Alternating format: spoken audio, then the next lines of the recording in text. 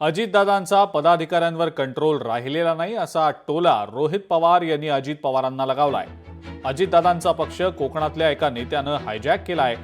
भाजपचा व्हायरस अजितदादा आणि शिंदेंच्या पक्षाला फोडतोय असं म्हणत रोहित पवार यांनी भाजपवर हल्लाबोल केलाय।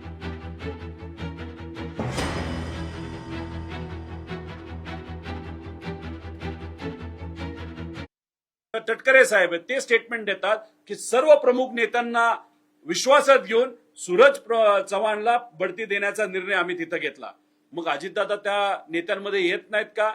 ज्या नेत्याने हा पक्ष वेगळा केला, साहेबांची साथ सोडली, आमदारांना निवडून आणलं, त्याच नेत्याला त्यांच्याच पक्षामध्ये जर वेगळं केलं जात असेल तर याच्यावरून समजून घ्या की भाजपचा व्हायरस हा आधी आमच्या पक्षाला लागला, त्यातून आमचा एक पक्ष तोडला, आता अजितदादांचाच पक्ष आणि एकनाथ शिंदे साहेबांचा पक्ष हा भाजपचा व्हायरस आज तिथं तोडतोय हे स्पष्टपणे आपल्या सर्वांना त्या ठिकाणी दिसतंय।